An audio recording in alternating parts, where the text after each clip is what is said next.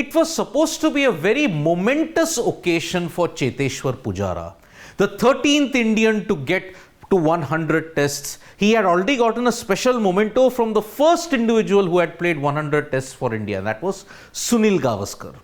But in his short stay, he looked fidgety and could have been out twice. The first time, Australia did not take a review, and that was the main reason why he survived. But a couple of balls later, he was strapped LBW, and despite taking the review, he could not be saved, and on his 100th test, Cheteshwar Pujara fell for 0. Now, when he fell for 0 to Nathan Lyon for the 11th time in his test career, he had joined a very, very select list of players who had been dismissed for 0 in their 100th test. Who are they? So, as I mentioned the details, Pujara was out for 0 in his 100th test and he was dismissed by Nathan Lyon for the 11th time. He actually became the 8th player to be dismissed for 0 in their 100th test. Here is that entire list. Dilip Vengsarkar. Vengsarkar was actually the first individual to be dismissed for a duck in this 100th test. When India were playing New Zealand in 1988 at the Wankhede Stadium in Mumbai, Vengsarkar was dismissed for 0. He was dismissed by John Bracewell. And because of that, New Zealand won by 136 runs. And incidentally, that remained their last ever test win that they had in India. So, Vengsarkar's 100th test was very, very bittersweet because it was a milestone, but he was dismissed for 0 and India had lost the test match. The next player who was dismissed, and for one point in time, the leading run getter in test matches, Allan Border. The Australian skipper was dismissed for 0 by Curtly Ambrose in his 100th test. Australia had toured the West Indies in 1991 and Border's 100th test was in Barbados. At that time, West Indies' ultimate fortress where they had not lost for over 50 years.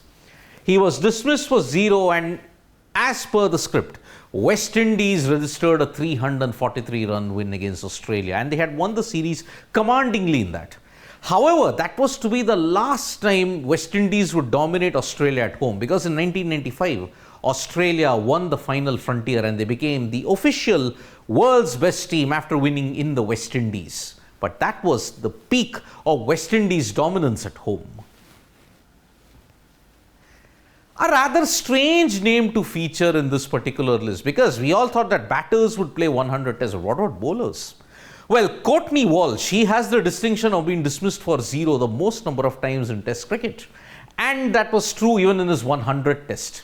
He fell for 0 in the second innings at Guyana, in Georgetown, Guyana. Remember, prior to Providence, matches were played at the Boda Oval in Georgetown, Guyana.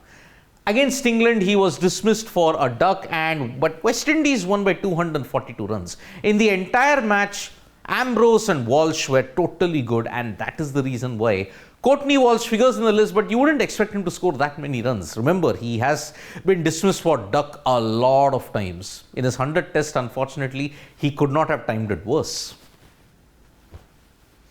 Mark Taylor, the Australian skipper at one point in time, was in a very, very lean patch, and it all began from 1997 to 1998.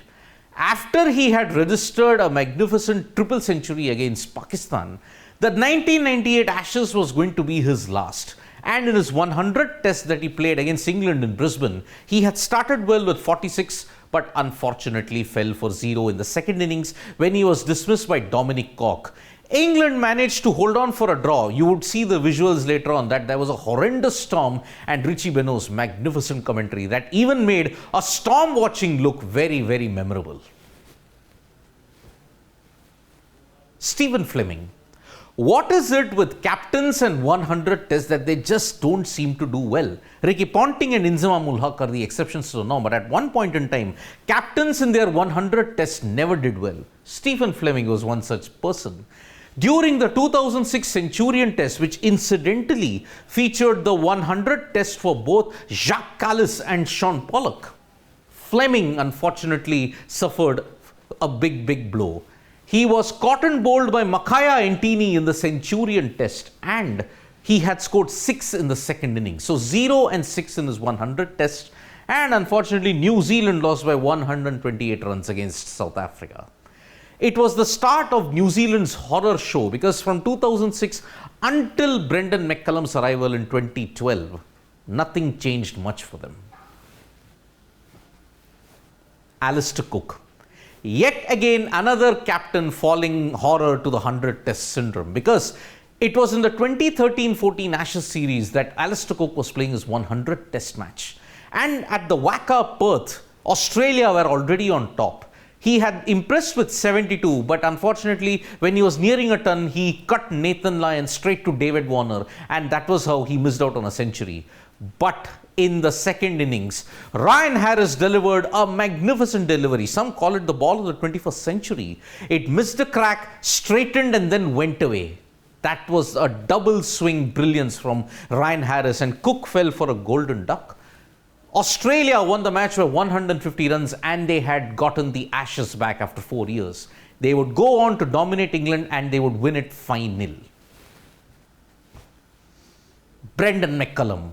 So in this entire list you have seen, barring Dilip Vengsarkar, all have been captains to certain extents. So the main mantra is 100 test, don't be a captain. But Ricky Ponting and Inzamam ul Haq seem to be the exceptions.